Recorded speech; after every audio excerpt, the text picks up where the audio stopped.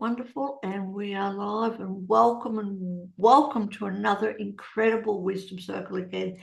Something very powerful that I'm excited. Let yourself be seen. And of course, my name is Sophia from Sacred You, and we have the honor of presenting all these Wisdom Circles. But today, more importantly, is about these incredible women that have joined us from all over the world, including the amazing Catherine Cristani, who's facilitating today's Wisdom Circle.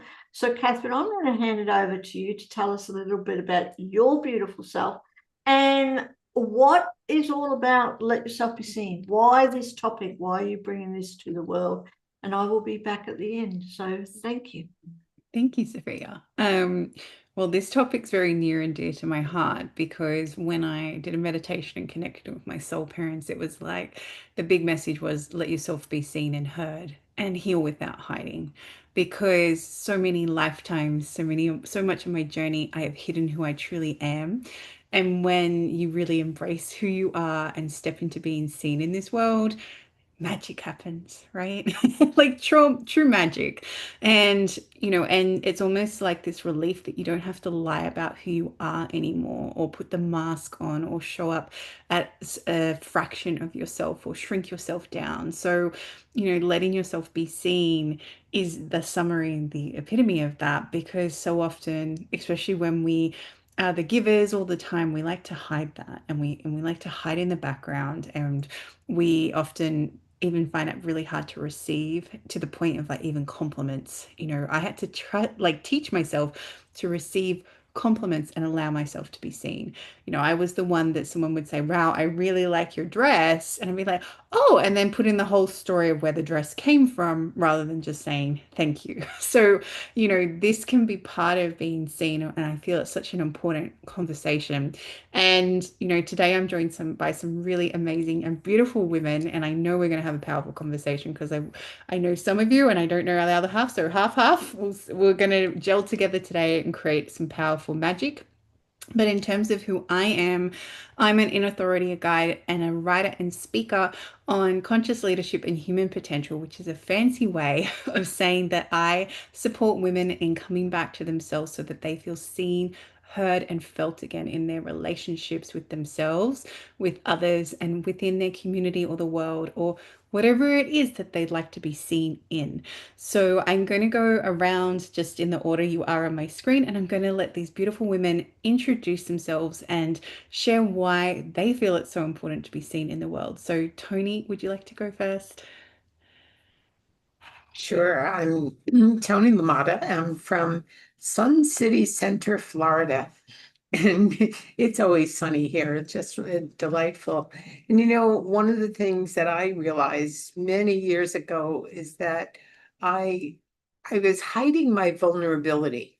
I wanted to be seen as okay and everything in order. I'm an ordained New Thought minister, and we were trained never to share your downs.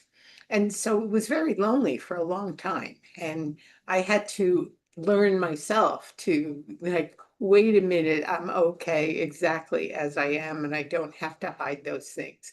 One of the things that I do is teach the Enneagram, which is an ancient spiritual tool that helps people understand themselves. And my particular type moves away from pain. The positive is that we always experience joy and we bring excitement and enthusiasm. But I think that part of being seen is allowing yourself to be vulnerable. And so, one of the things that I do, and probably the main thing, is you see the words behind me, the inner compass. I'm the inner compass coach, and I help people to listen to their own wisdom. And so it means allowing yourself to be fully present as you are. And when you hear your own wisdom, you can stop listening to what everybody else is telling you you're supposed to be. So it's an exciting time. I just love it. I look forward to our conversations. So I thank you. love that, Tony. And I love that you brought up being vulnerable because I do agree with you. And I feel that's such an important part of being seen. And we're also joined by Sarah. Welcome, Sarah. Hello, hello. Happy day, everyone. Sarah Rocasano. I'm an author, motivational speaker, and founder of Embolden Adventures, an encouragement platform that inspires personal, professional, and spiritual development and transformation. And being seen, you're right, Tony, it requires vulnerability.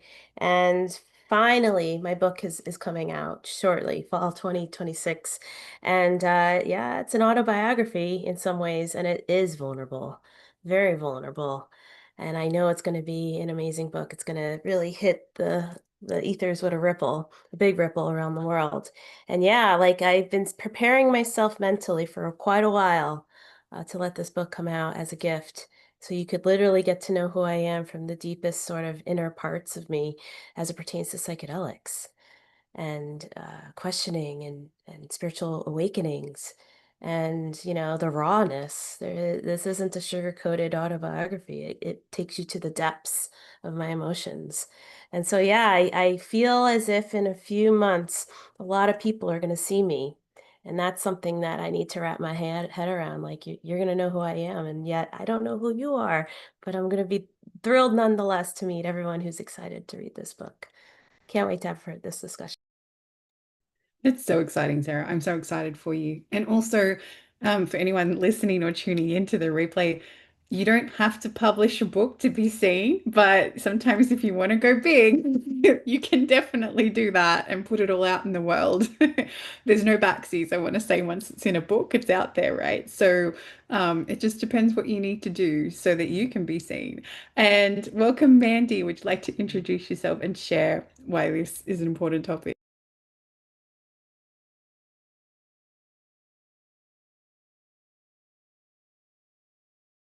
I know it's been tricky. Clearly, a part of me may not want to be seen. So thank you for having me. It's absolute honor to be part of this group, and I would love to share the same feelings around how important it is to allow ourselves to be vulnerable and be seen if we want to spread our wings and get to our true purpose and power and invite everybody to come on the journey and do that for themselves. So where I'm coming from with this is in my personal journey. I've spent 37 years on the stage as a singer, a performer, and the last, say, 15, 20 as a speaker. I've been a voice confidence coach, a vocal coach, a speaker trainer, and I'm a life coach and hypnotherapist. And I run programs called Finding Your Voice, particularly work with women over 40, 50. And I love supporting people in coming home to themselves and showing up as their natural selves, to be seen, to be heard. And as I'm navigating that journey, it is so overwhelming. You get to a glass ceiling and then the overwhelm is there, and it's learning, for me, it's been learning how to hold the fear and the overwhelm and do those small steps anyway, so that you don't have to turn yourself inside out to be seen. But as we start to show up, and as I start to show up more as myself, there is such a gift and a freedom. And then that's been able to help my clients as well. So I am very, very grateful to be here and sharing this all with you. Thanks. Thank you, Mandy. And I love the theme happening already, right? Being vulnerable, sharing your voice, being seen in whatever way feels resonant. And Joe, welcome. Thank you, everyone. And ditto to all of you amazing women. I feel like like you said, the theme, they're all very aligned in the work we do in the world. So very deep divers we are. So I'm Jo Irwin, and I'm an emotional and an energetic empowerment coach, and I work with women to be seen. And one of my recent offerings was Play Bigger, Be Seen. And that was amazing to help business owners to step out of their comfort zone and show themselves to the world and be vulnerable and all the things you're talking about there. I created a few programs, Empower You and Finding You. And I'm a co-author. I'm not an actual author yet, but I'll get there, of A Journey to Riches and the Gifting Challenges. So I did a chapter on overcoming my self belief and all the things that we have challenges with, and working through a lot of things, and also a speaker. So yeah, been 40 years in the making here. So it's never ending, right? So yeah, I love helping business owners to be seen who struggle to get out there, and also I've just moved into the money space too, which is money mindset and magical manifestation, which is my next level for these ladies I've been working with. So I'm really excited. Love these conversations because it truly is about coming back to self, coming home to self, and being the woman that we're all born to be. Yeah, we are there. We just have to go in a little bit deeper and find her, bring her out, and conquer the world. And just show up as the new you. It's Show up. really, yeah, it's really interesting because so often I have clients and they're like, I want to go back to the old me. I said, but you'll never be the old me. You'll be you version 2.0, but you'll never be the old you. And they love that because they're like, oh yeah. I'm like, would you really want to forget the last 10 years and have to do it all again? Because you forgot all the lessons, you forgot all the growth, you forgot who you are. And often this comes through with regrets too. Like people are like, oh, I should have done that. It's like, but if you did do that, then you wouldn't be in front of me right now. We wouldn't be having this conversation, or you wouldn't be where you are. So often, people will say when you go through something really hard, do you regret it? And very rarely people will say, oh yeah, I shouldn't have left my husband, or I shouldn't have quit that job, or that doesn't happen, right? Because when you let yourself be seen, it allows that to come through. Um, but the example that's popping in my head is I feel like a lot of the time we think that we're stepping out of our like closet of hiding who we are, and then something really triggers us to step even further into that. So I know for me, I actually spent years scrubbing my imprint off the internet. So I like got off social media. You couldn't find me anywhere. I just didn't exist on the computer. And I worked really hard to do that. And then I was working with a coach and he's like, so how do you get out to people? I was like, oh, I'll go to a little event, I'll talk to like 20, 50 people, I'll go to markets, I'll go do this. He's like, if you do one post, it could potentially reach thousands or millions of people if it's the right content and if you're sharing properly. And I sat there and I had to actually sit with that. And the idea of putting myself back on the internet and the idea of putting myself back out there. And even when I started my podcast, I made it audio only because I didn't want my face on it.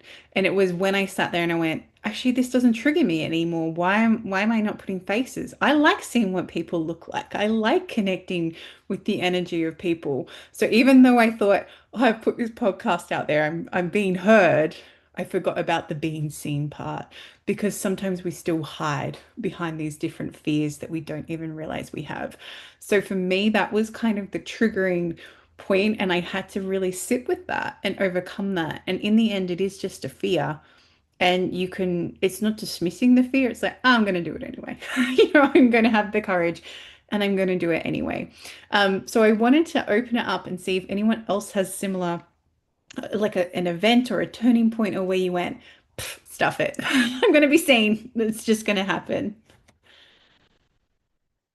Mandy, Tony, Mandy, Tony. Well, I have an interesting story because I'm a former Catholic nun, spent 16 years in a convent and never spoke about it until about 2 or 3 years ago when I was doing some marketing and the coach that I was working with said, why did you get into this? How did you discover that you're here to teach other people to hear their own inner compass?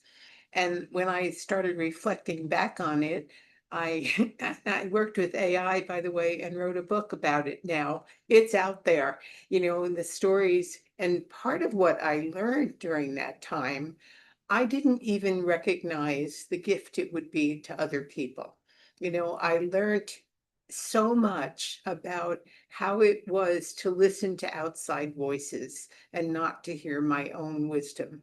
And because 16 years of vow of obedience forces you to do what you're told, what I ate, what I wore, where I served, what I did, everything was dictated. So I learned to shut off that voice completely. And now I work with people mostly who know the Enneagram type. And there's one type that actually fits all of us. And it's the type that is not hearing themselves, outsourcing their authority, asking 100 people what they should do, looking for the next answer in a book. Who should I trust? And I can't trust anyone. And so I now speak about the courage to trust yourself. And putting that out there has been, I'm still a little hesitant. That book, I put it out slowly. I've written other books that were easy to spread out. This one's my story. So Sarah, I totally can hear what you're saying, because it's like, oh my God, I was talking about what I learned during that time, and what are people going to think? And I'm not even worried about that anymore. One of the things I recognize is when you're worried about what other people think, they're just thinking about themselves. They're not thinking about me at all or anybody else. So if the story can help people, and even on the cover, I had AI design the cover, and it put a nun's story to anxious souls. And I'm like, I haven't been a nun for almost 50 years now. So that's a very old story, but it's not old. It actually is who I became as a result of that. And so all of that is still part of, it's a great hook for marketing, but it's so much more than that. It really describes, my spiritual journey and the way I learned things, and then what I learned that I now can teach others, which is pretty powerful. But so I said it again, an ex-nun talking about that out loud. And it's scary on Facebook. There are several people from my convent days who are out there who I keep wondering, I wonder how they're hearing this, if they're even hearing it. It's quite interesting, but it takes, and I love when I talked about the Enneagram 6, the Enneagram 6 highest gift is courage.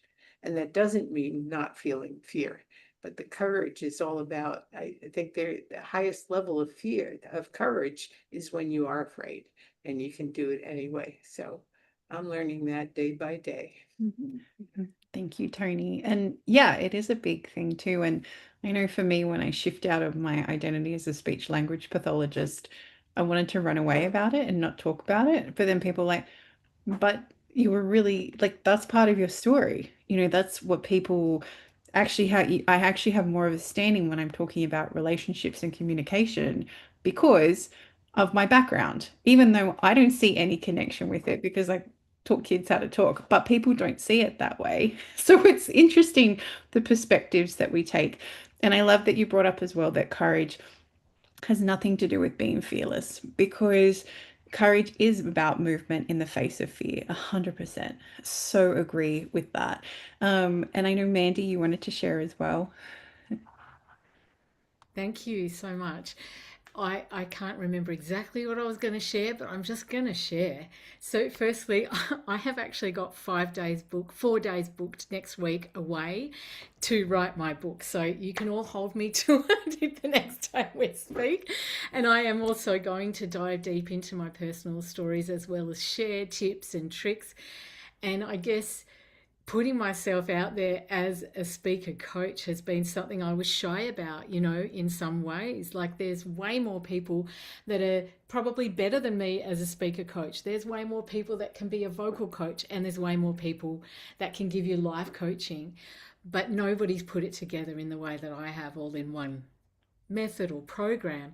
And I remember too, it's been a journey my entire life for finding my voice. Like, whilst I can hold space on a stage and give and be fantastic and professional, there's times off the stage where I've lost my voice and I can't speak up, or I couldn't speak up or share my truth. And it's vulnerable saying I'm a speaker coach and then doubting yourself, or it's and however, I guess it's asked me to put my stake in the ground to say, what am I truly good at? What have I had all these years of experience, and how can I help other people? And it came up today I'm in the middle of a 5-day Speak with Confidence workshop that I'm giving, and the women in the group were talking, and someone asked me about how do you get out of your head and just do it anyway. And it's like, when you focus on your audience and how you want to leave them feeling and what you want them to experience, it takes away from you worrying about, am I going to remember my words? Do I look fat today? Oh my God, right? Like, it just brings you back into that moment of focusing on your audience and then being in your body and being in yourself and completely embodied to be able to share whatever it is, whether you're feeling nervous or fumbly or whatever. And I just wanted to share that that is part of how my vulnerability, and I think also too, I will be really real. I realized I'm 58 in a minute, and I realized at say around 50, I got breast cancer. And so it asked me to turn in and really, like, what the fuck is going on with me, right? Like, how is this possible? And one part of me wanted to blame myself and all that stuff, and I didn't. But you're questioning, and it's like, what is this? What is this? Who am I? Like, what? And I realized that it was a really big awakening as part of the healing, that for that many years of my life, I still, no matter how much work I'd done since I was 18 years old in therapy, doing the work, doing the do, right? Deep, deep, deep, that I still had the focus of my life on external, on what other people think and wanting the approval of other people. And so I feel like from that part of my journey, however heartbreaking it was, it gave me this real thing of like, that's it. I'm done. I am going to be my own advocate. Doesn't mean I haven't felt scared or overwhelmed since, but I've been able to reach out, get support, get the coaching I need to then invest and then do things and be scared and do it anyway. And I hope that helps. Yeah, beautiful, Mandy. And I feel too, it's that whole component of when you invest in yourself, you're never going to lose out, right? Like putting that money towards something that you are passionate about, even if no one else understands it, whether it be coaching or whether it be a course that you're really curious about, or whether it be as simple as, I really need a massage today. I'm going to go invest in myself and have that. And I'm not talking about the self-love, self-commitment thing and all that sort of thing. It's actually like, no, my body is screaming and it would really like something to hold it right now, So, and allowing, I guess, your own voice and your own intuition to be seen in those moments too, because, sometimes we'll push them away. And I know anyone's here who's a mom, grandmom, it's just, we often will dismiss our needs and not be seen and put our kids' needs first, or put our grandkids' needs first, or our partner's needs first. I know I'm guilty of that, being a Cancer sun, Cancer moon. It's a guilty thing, because it's like, yeah, and Joe too. I know we share a birthday, but it's like we sit there and we go, oh, well, I'll just make their dinner first, or I'll just make sure everyone else has everything they need, even though I'm starving and I really need to sit down. So sometimes even that reminder of allowing yourself to be seen by yourself can be really important too. Does anyone else want to share? Joe. Yeah, there's a lot, isn't there, in this? There's so much in this, and it's evoking so many old memories. And what you talked about, Mandy. Yeah, does it have to take an event or an awakening, I say, to really, find what it is that's stopping us from being seen and putting ourselves out there? And the judgment that Tony talked about, I've had all of it, but it took me back to, I guess, when I was unconsciously working on this, and I was put in front of, audiences to practice being seen and speaking like an automated script that I was trained to speak. So it wasn't really my voice. So I could sort of overcome it by going, oh, well, it's just content that I'm delivering that's not mine, that needs to be delivered. So I guess it was a good training ground for me. And, I remember being on stage with like 5,000 people and delivering what I was meant to deliver. When I was meant to deliver, when I was not meant, but when I was delivering my own stuff, I would shake, I would crumble, I would stumble, I would be, blah, blah, blah, fumbling my words. And it was a real indicator looking back now that, I wasn't being my authentic self. I was scared, but I still did it. And then I'd come off and beat myself up. I would just really criticize myself. And it wasn't until I really started doing the work and found, the traumas that were associated with why I was so blocked in being able to be coherent or speak or be seen, and the masks I had to put on to cover those times was really that when I realized that, wow, there was so much more, there were so many blind spots that we don't see, so many shadows that we don't find until we actually start doing the work and working with somebody to support you to find those spots. And so it's been a progressive, as I said, 40-year journey for me. And it was, yeah, finally just being able to just, I guess age does it too, Mandy. Like once you hit your 50s and 60s, you're like, oh, yeah, it doesn't matter much anymore. It's like, I am who I am. I'm just going to say it and do it.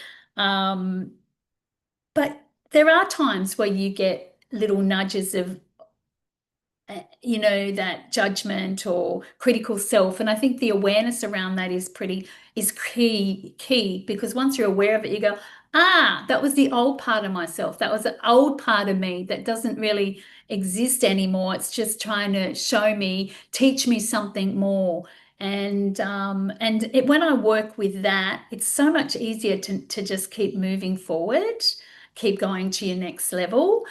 And I say, feel the fear, like, do it anyway. Is that, yeah, that saying. And it's true, because when you do it over and over and over, you build you have evidence. You build a new way of being in the world, and you rewire those neural pathways that kept you back there, that kept you defaulting back to those places. So yeah, there's so many parts to this, isn't there? There's finding those bits and then working with them. And when they do come up, you go, I recognize you, have a little dialogue with it, and then move on. So yeah, time, awareness, practice over and over, and just there's no time frame really, is there? It's just all learning.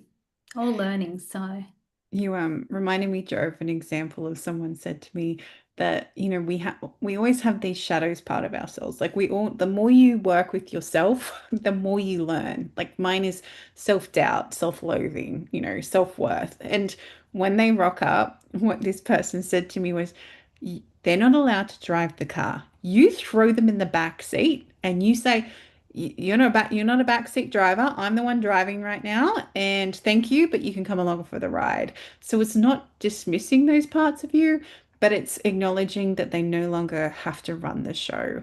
And bringing up the fear part as well. Fear keeps coming up today, right? But there's different types of fear. There's fear that is genuinely you're in trouble and you have to fear for your life. That feels different to the fear, but our nervous system doesn't know any different. But the thing is, it's like check in with yourself. Is it safe for me to do this? Or can I just do one little thing to be seen today? Is it, I just put that social media post and I actually have my face in it and put a photo on it. I know for some of my clients, it's even just recording an audio message to send to somebody. I send voice notes to people all the time. I don't even think about it because I hate typing sometimes. I'm like, oh my gosh, I could have just said this in a voice thing. It would take me a minute. It's going to take me an hour to type this. So, so some of my clients, it's that little step. And she's like, and one of my clients went, I sent you a voice note. I said, I know, I'm celebrating you, because she said, because once you send that, you can't untake it back. You can't take it back, So again, it's like when you put the book out in the world, you can't take it back. It's already out there. Everyone can find it. So, it's what's something small that you can do to jump into that fear. Don't, if you're someone tentative, don't follow my example. I just go blow up my life. Like, no, I'm done. I'm running away from that. No, not running away from that. I'm choosing not to be in that energy anymore, and that's okay, because sometimes we get to that point that we need to do that too, that we just need to make that big choice, and it can be a massive jump. And just know when you jump, the universe will catch you. Sarah, I know you did a Yeah, big so jump. I could support that big jump. Absolutely, Catherine, and you're right on the mark. And so my big jump was jumping into a speaking competition without ever really giving a speech before. And I came in fifth place. So how'd that happen? Yeah, Amazing. right. Oh my God. Yeah, and prior to that, I think I just had given a speech to my old softball high school team. Last minute, they needed a speaker because their other speaker, what happened to them? But my friend, who's the assistant coach, said, "Sarah, Roxy, we need you. We need you to talk to the championship team." And I wrote it up and I was so proud and I delivered it with a paper and I could see their faces. I could see my old coach. I saw my, friend Jamie too. Shout out to Jamie Yak. And I'm glad because he gave me that confidence to say, if you could talk to the softball girls.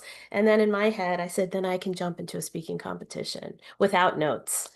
And I delivered two different speeches, and they were vulnerable speeches about how I got let go from, one of my jobs in corporate America, and it let go in epic fashion in a way that, was not ideal. And so that was vulnerable. Getting on stage, holding a microphone, being judged by three judges in a country not my own, Canada. And so I could see these other speakers in the audience, and their eyes were fixated on me, all like this. And I was like, am I doing good or am I like really holding the audience here? And it was the latter. And it was really cool. It was such a jolt. I know people are terrified of public speaking, but this was pretty cool, man. And how was I able to do it? Is because the many times I was laid off, the many times I was looking for a job, I had to advocate for myself. I went through so many interviews. I had to be my own cheerleader. Why I'm the best person for this gig. I could do this. I'm the best. And then that translated naturally to I'm on stage, I'm here to motivate and inspire. And now, Catherine, you mentioned, you put yourself out on social media and maybe you get, a thousand views, a few thousand views, or a million views. Well, guess what? Soon this girl right here, this woman right here is about to get a million views because I hired a top agency to guarantee million views as my book launches. So oh my God, the people around the world are going to know who I am, read my story, my vulnerable story of an awakening. And I'm sure Tony and I can compare notes, right? About the power of spirituality. I happen to got to learn about it through the plant medicines and Mama Ayahuasca, but I did conclude some really powerful spiritual tenets from, the more kind of Catholic Christian faith. And so, yeah, it's going to be out there. And I'm ready now. It took a long time to get there, but here I am ready to be seen. And I know my truth for me because it's wisdom and integrated. So if I do get a naysayer or two or many or one star on Amazon, so be it. I'm not going to be swayed because I know I wrote this with authenticity. I'm showing up honestly, truthfully, and with the purpose of giving a gift to others so they can awaken for themselves as well. Just you wait. I'm excited for you, Sarah. And I know, watch this space, people. This is the beginnings of Sarah. Not even the beginnings. We're in the middle, right? We're the start of the next volume of Sarah. That's what I'm gonna say. Yes. But I feel it's so I love that you just jumped in there. That was exactly why I started my podcast, because I'm like, I need to get my voice out of there and I'm not gonna hide in this spiritual closet anymore. Hey, why don't I interview people about spiritual practices and alternative medicine and all these other things? And then I went another step forward because I started working more galactic. So I started a podcast with the co-host on that. And it's like, then my husband's like, oh, some people are going to think you're crazy. I'm like, I don't care. It's too late now. It's out there. Like it's out. I'm on YouTube. I'm out there. There's no backseas I now. said You the can word see me. aliens. Exactly. I said aliens. Deal with it. Exactly. So this is where, you have fun with it too. Life doesn't have to be so serious. And sometimes, we put these expectations on ourselves and, goals don't necessarily need to be met. It's just there to inspire you to keep going and keep expanding and help yourself be seen whatever way that looks for you. And, showing up on stage is like can sometimes be very triggering for people. But I know that's why people, from my background, that's why people join speaking communities who stutter. because they want to practice speaking with that pressure, because then they think, oh, I spoke on stage through this club that I was in, which the name of me is eluding me at the moment. But, I spoke on stage through this club I was in. So now I can just go to speak to somebody else. And the biggest thing I got taught to think is, what's the worst that can happen? Like Sarah said, so what? I get a 1-star review. So what? People are naysayers. I was interviewing someone last week. Actually, her episode came out last week, sorry. And she said, I love the haters. She goes, I love them because I know I am triggering them. And the fact that they have taken the time to comment on my post of how much they dislike it has also helped the algorithm so more people find me. She goes, so I love the haters. And she completely flipped it around. And I was like, wow, that's really powerful. I had not a bad review, but a mediocre review on my book the other week. And I was really cranky because the reason why the person gave that review, it said, because the book didn't finish how I wanted it to finish. That was, and I didn't like the spacing or something like that. That was the faults in the book. And I was I was really cranky about it afterwards. And then I thought, okay, no worries. People are then going to be curious reading that and go, I wonder what it's like. And then hopefully they'll download it and read it, and then I'll get my little Amazon royalty, and that's fine.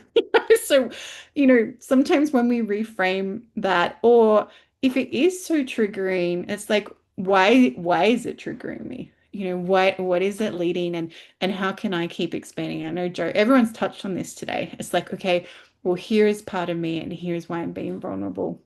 And this is how we can keep shifting. So I know I have so many stories about being seen and funny moments in that. But I wanted to bring up something that Tony touched upon earlier, which was, trusting the sign coming from in yourself. Because, especially in the spiritual community, people will go, I'm waiting for a sign. So it's like, I'm waiting for my angel numbers to show up, or I'm waiting for that feather to drop at my feet, or I'm waiting for this person to contact me. So sometimes part of your thing is, first of all, listening to the signs within you and what you're feeling. But the other flip side of that I found is also, sometimes you are the sign. You are the sign that this is where you're meant to be heading. And then later, then you'll get the feedback from the universe. Then you might just be seeing angel numbers for the next 2 days, or you might be, the feathers land at your feet, or your spirit animal shows, whatever it is that you use for signs.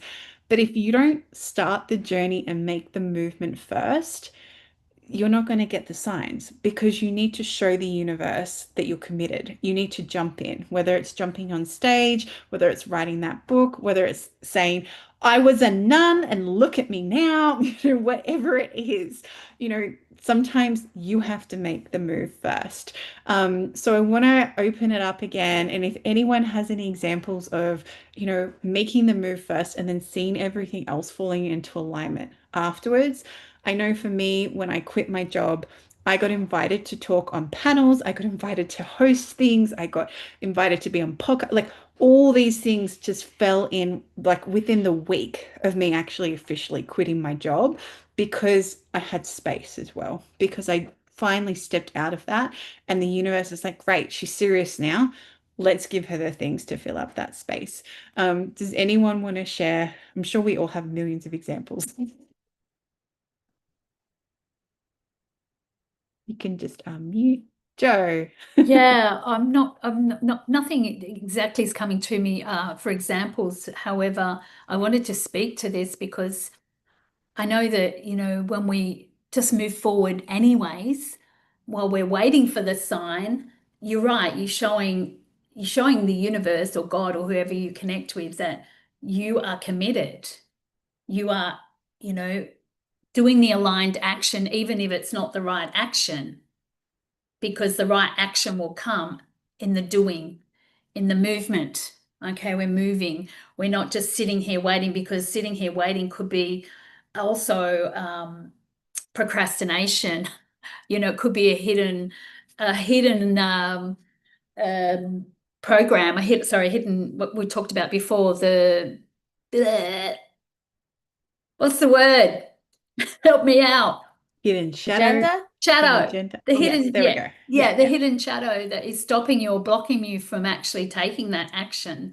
So I think any action is really cool, even if it's just going for a walk in nature, because that's when I get most inspired, and that's when things come, or or just doing something out of the ordinary. When I feel blocked, I go take time out. I go to a cafe and sit and, talk to people, or call a friend, or go for a walk in nature, and really get connected with myself, because I have the vision, I have the goal, the vision. It's just, okay, well, what's my next aligned step? Sometimes we need that space to actually allow it to land. It's still moving forward, right? It's not like you're not doing anything.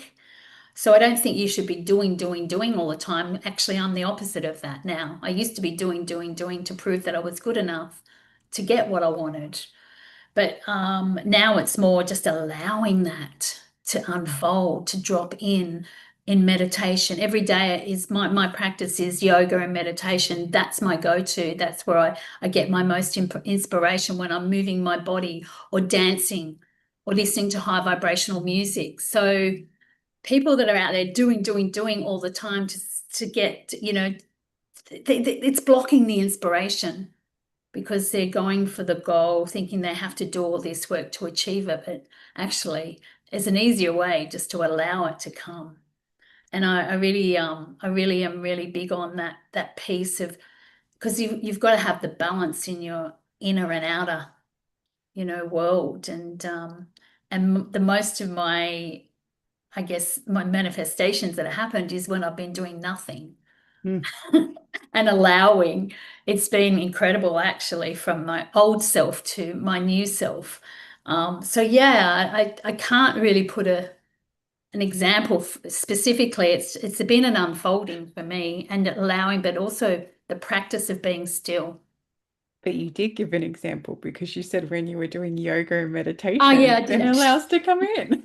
That's my my practice. I love it. But I love that you brought up rest as well, because we've been so conditioned that once we have this big goal, that we have to like run towards it every day, rather than taking steps to keep working towards it. And we ignore rest. I know I was guilty of this, and I have so many stories of when I've had chosen to have a nap and I've woken up and there'd be money in my account. So many times. And I'm like, is this because I had a nap? But it wasn't. It was because I actually stopped and allowed. And if you're someone that's taken a lot of inspired action, and taken those steps to get to where you want, when you rest, that is when you allow yourself to receive, exactly like Joe said. When you rest and have fun and play and remember the joy of living, that's when all of this can come in, and it allows you to be seen. Because when you keep pushing, it's almost like you're running so fast that no one can see where you are. So when you actually pause, it allows for the universe to go, oh, there she is. Okay, she's having a rest today. She's listening to what her body needs. Let's put some money in her account so she knows she's been seen today. Or let's send a client her way, or, whatever it might be. Or let's send an agency that's aligned with them, or however that is going to show up, it will. Because when you do the work, there's that universal law that, no, what is it? No effort is wasted. So when you're putting things out, it will come back to you.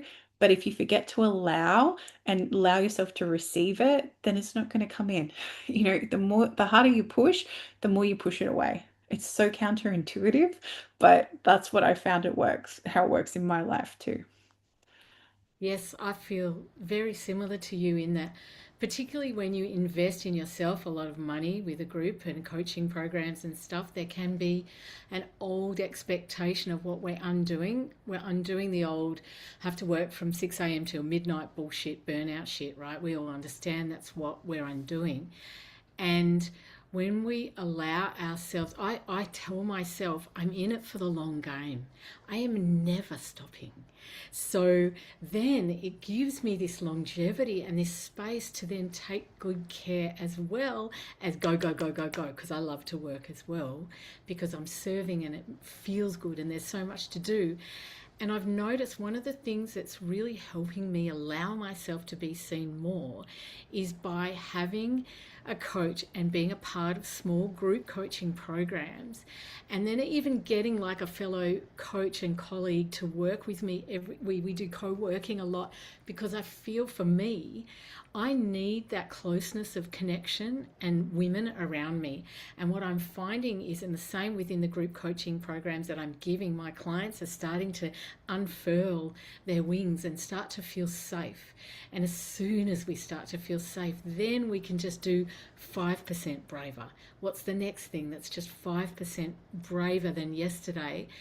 And that helps be able to get out there and be more seen, and kind of get that consistency of being seen and feeling safe being seen. To me, feels like one of the biggest ones. So yeah, I just felt to share that. Thank you, Mandy. And I love that imagery of unfurling your wings because we can all fly, right? Definitely. Tony. You know, as all of you have been speaking, the words going through my mind are an old teaching I heard and heard it again recently. So I follow those impulses and share it right now.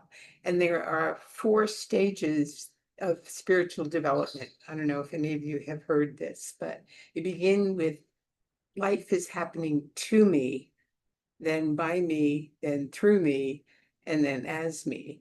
And I think that the courage looks different, but it really can't happen when you're in it's happening to me mode. The happening to me is the victim, and I got to be careful because somebody's going to say something, or I have to watch out for myself. And, everything's against me. They don't get that the universe is for us, not against us. And then the second stage is the by me, which some you've been talking about a little bit. It's that workaholism that says, if I don't do, it's not going to happen. And so most people spend most of their life, and even a lot of the manifesting teachers teach about go do and have that happen. And that's the by me, and it's powerful. It's much more powerful than the to me. But then I think that what we're talking about tonight is the third stage. When life starts to happen through us, then we don't have to say, how are people going to take it? Because it's not me that they're taking. I'm receiving, and I'm sharing what I'm receiving. And I know each person here. I love this. We meet for the first time, and there's such connection. It's amazing. So the through me part is where I allow rather than make things happen. The by me people make things happen. The through me allows it to happen. And then the fourth stage is the as me. And I can't talk much about that because I'm not there. And I have glimpses, I think we all do, of recognizing our oneness with all of life, with everything. And then there's no fear of being seen because you know what you're being seen as, so it's just powerful. I find that level, one of the books, I've written several, but one of the first books I wrote, I was grappling with the idea of, the success teachers all tell you you got to make it happen and do the actions, and then the spiritual teachers say allow it to happen. Which is it? And I pondered that for years, and then wrote a book about it. And the book really said, you know what? The answer is that depending on the stage you're at, is how you can receive some of this. If you're in victim mode, your whole life is about pushing away the other people, the other things, because everybody else is at fault. And then when you reach the by me stage, you want to set goals and go after them, make sure you're doing all the activity. But then when you hit the through me, it's like, I relax. And many of you have shared your age. I turned 80 this year. It's another, startles Well, me you don't look actually. 80. I love I it. still don't have gray hair. There's a couple of strands. It's amazing. So I know that, but that's why I can say it out loud now, because everybody says, you don't look your age. But the what happens though, I think that the older we get, and somebody said it starts at 50, when you're at 80, you really don't care what other people think. It's gotten to a point that, I used to not go anywhere without makeup and make sure my best outfit was on, and now it's like, who cares? And that's the wisdom that I then share with other people. When you can get to listen to your own voice and follow it, you don't need to have anybody else's opinion to, have it happen. But anyway, I can I ramble a lot love more on that, that, Tony. but Well, I'm first, watching your faces. You want to share too. well, first of all, I want to say that's amazing that you're 80. I'm half your age, exactly half your age. So I love that. I want to be like Tony when I grow up, right? Like, and the second part, I love that you brought up the through me part because when I had all these doubts, especially when I started channeling a lot for people, and I'm not going to lie, some of my client sessions are so beyond anything I could possibly comprehend that I sit there and go, did I make this all up? But then I think I couldn't possibly make any of this up because I have no idea what just happened. But what a coach said to me, she said, God's your boss, and why would God want you to suffer? Or why would God want you to not be the best you can be? Or why would God not want you to be seen? And that allowed me to start allowing the work to flow through me rather than me sitting there and putting my judgment on. And it's really interesting because sometimes words will come out of my mouth and I'll actually emphasize, your spirit team said, because I don't want to be associated with what comes out, because I also want them to know that the universe is seeing them exactly where they're at, and this isn't me putting judgment on it. This is like coming through for them. And when you can put yourself to the side and allow the work to flow through you that way, you don't care about what people say as much. You don't care, what you hear, what you see, because you were just being you. And if you trigger people, you trigger people. If you don't, you don't. And at the same time, you're just showing up as you, Sarah.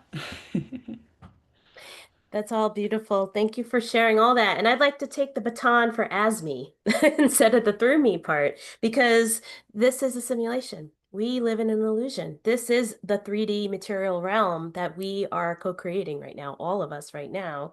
And when we take our observation, our consciousness away from this, and we shut down our computers and call it a day, we no longer exist for one another.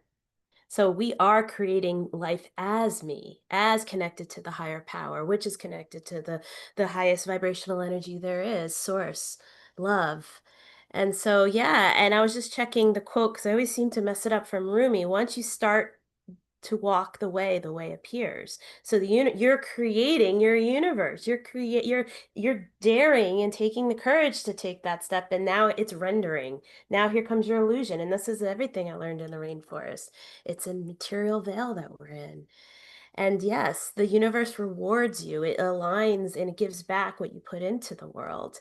And you are the sign, like you said, Catherine, because I liken synchronicities to when I ran New York City Marathon. And I am the sign because I put my name, my literal name, on my shirt as the sign. I ran off Queensboro Bridge, which is mile 16 at that point, into Manhattan from Queens, the borough of Queens, into the borough of Manhattan.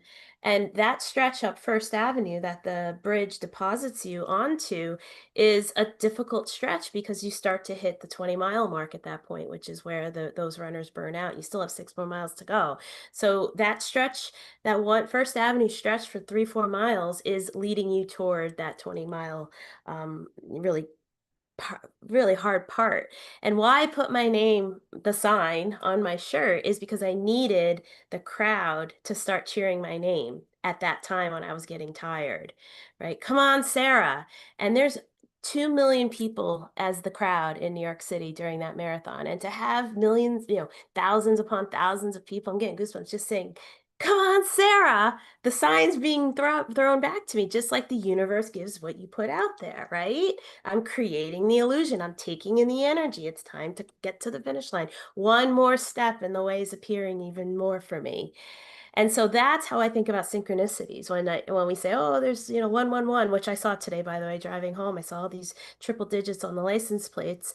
And as I was saying that, I heard Joe Rogan on the podcast go, yeah, that's the golden ticket. And I'm like, all right, here we go, right at 111. So I think of signs as God being a person in that crowd up First Avenue with the sign, maybe go runner go.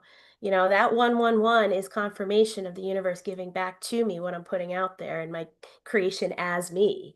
That the signs are showing me I'm on the right path, taking one more step further, and the way appears toward your goal of, in my case, crossing the finish line and calling myself a New York City marathoner. So we are the sign, we create the world, and we're here to learn and grow. Beautiful. Thank you, Sarah. And I think we all understand now, as me, we are all doing that. No matter if we're no, I was going to say whether you're volunteering to it or not, you are already creating that life. And I love that you had the crowd cheering your name, and what a creative way to do that. I love it so much. But this is what you expect from Sarah. I love Sarah's examples. They're amazing. And as we start to finish up our time together, because I know that we could keep talking about different ways to be seen, I feel sometimes we just need a reminder of something simple that we can do to start. If you're feeling, I'm going to use some client words. I've had clients say that they feel like they've shrunk themselves in their lives. They feel like they've, to the point where they're not themselves anymore, that their soul is dying. These are words that my clients use to describe how they feel in their own life or in their relationships.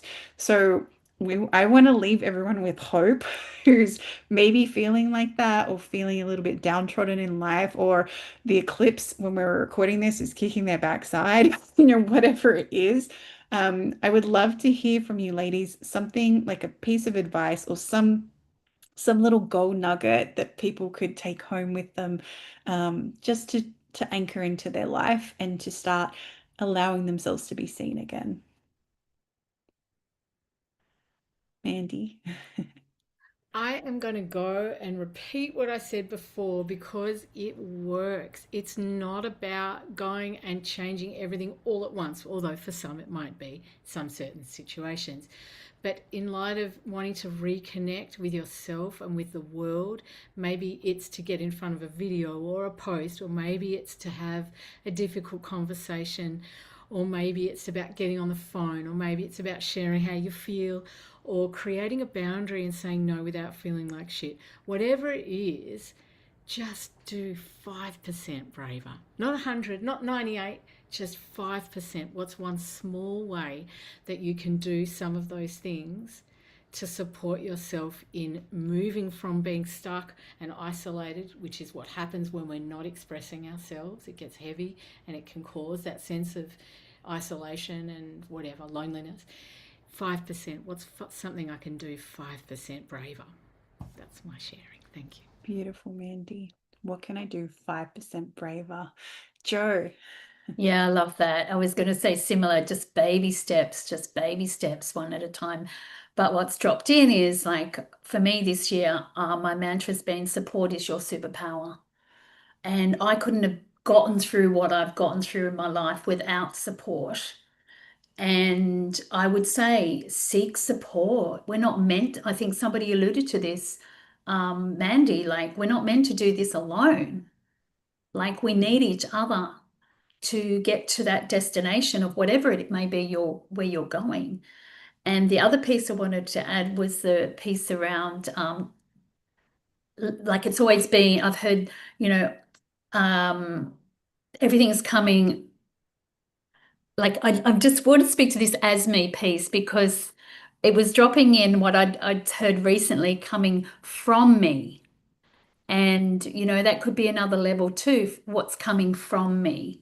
What can I offer today from myself, instead of happening to me, for me, from me, through me, as me? Like, that just was like, whoa. So thank you for bringing that today, Tony, because there's so much in that. And just practicing that, is this mine? Where's it coming from? And getting support. Support is your superpower. Yeah. It's part of the human experience, right? We're not meant to do this alone. You know, we're meant to be supported, and we all have something beautiful to share. And even, you know, I know if I went and worked with Mandy, even though we might work on similar things, we do it completely different. And sometimes that can be a beautiful way of reflecting something back to yourself, or the same with Tony or Joe or Sarah. You know, we all have a unique skill set, and that's what makes us unique. But sometimes I think a coach once said to me, a mirror can't see herself. So important to remember too. Yeah. um, Tony, did you want to go? Well, I have two things that keep popping in my mind, so I share them. And one of them is that life is never happening to us, it's always happening for us. And I think that when you start with that belief, and I encourage anybody listening right now to think about that, because it's something people fight, everything's happening to me. And when you realize that there's a gift no matter what happens. I mean, I fell a number of months ago and broke my ankle. And let me tell you, while I was on the floor screaming because the pain was so incredible, I was thinking, I wonder what the gift is here. And, it was so amazing to me, and yet not, because that is something I teach all the time. And it was like, hey, you really do believe this, don't you? Life is happening for me. So, and I can tell you lots of why that happened at this point already. But the other thing that keeps coming to me is that it's impossible to fail, because you can always learn something. And I truly believe there is no such thing as right and wrong. You can't get it wrong, because it's whatever the next step is. So when people are afraid of being seen, whether it's to write the book, speak on a podcast even, or, what all those things of being seen, even some people have a challenge just writing in Facebook. They don't want anybody seeing them.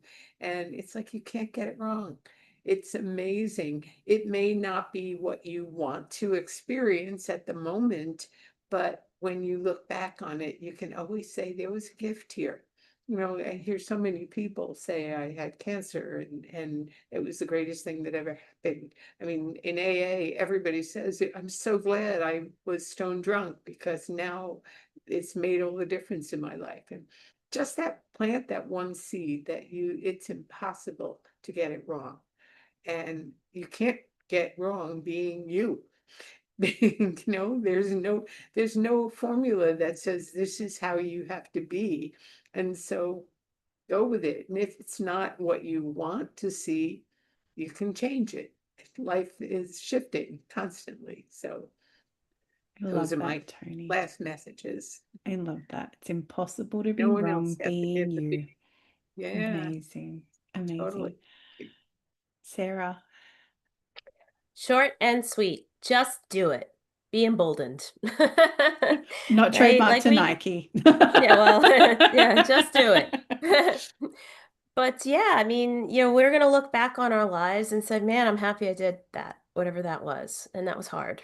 And I'm glad I did it. Just do it. Be emboldened. Have your courage. Beautiful.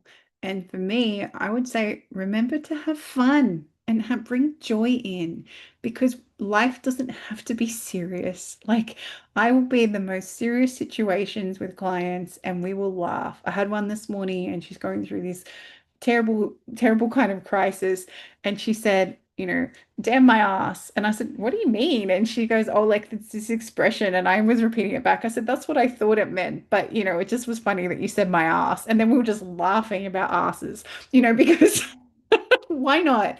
But, bringing that joy back and bringing that fun, that in itself can be being seen in yourself, because sometimes we suppress the parts of us that do experience the joy and the fun because we think we need to.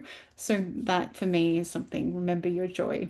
And I'm going to invite Sophia back, and hopefully she comes back. Yeah, there she is. Peekaboo. Yes, I've been sitting here, Catherine, listening to another incredible and amazing conversation, and I just want to thank you again. I love your wisdom circles, and I want to honor you for having a great conversation with all these amazing women from all over the world. So thank you, Tony and Sarah and Mandy and Joe, for joining us. Really, really amazing. I've taken some tips. Oh my God, especially today. Thank you. And thank you, Joe. I'm going to support out Joe for a wonderful reminder. No matter what is happening, especially at the start of your day, you know, we all wake up when stuff is just, no matter what happens, still take time for you. So important. Don't just rush bang into the day. Take time for you and let yourself be seen in whatever way that is. So thank you. Do click on the links below for anyone who's watching the live or the replay. Reach out to these amazing women and check out everything that we have to offer. Now, while we're there, very quickly, Catherine, tell us about your wonderful tribe, because not only are you an incredible Wisdom Circle facilitator, you host the Empowered Entrepreneurs. I do host Empowered Entrepreneurs. So we meet on Mondays at 9 a.m. Australian Eastern Standard Time, which I don't know what that converts to. It's a Sunday evening for our American friends. Right. Tell us about that. But the amazing thing is that we come together and we just channel in energies and things that happen around businesses. We have discussions about ways to shift those sorts of things. And we also look at, usually I will channel through a meditation that's been coming through quite big at the moment, but it's just nice to have that support, like Joe touched upon, having that support from other people. And also sometimes it's nice to have a bit of a brains trust where we can bounce ideas off each other and also explore different concepts that come up from being an entrepreneur. And I know from experience what not to do. So I can share things so that we can do the opposite for that too. So I would love to see people there. And if you can't make it, you can always comment on the village and leave your feedback or leave questions, and we can always address them that way too. Thank you. And it's absolutely amazing. And I love your tribes. I love your rituals that you do, because you also host the Protect and Deflect ritual, and of course these wisdom circles. So everyone who's watching, come and join us again. We've got lots of wisdom circles coming up and so much more to offer. Click on the links below, and wherever you are in this incredible world, have a wonderful day, and we will see you next time. Thank you.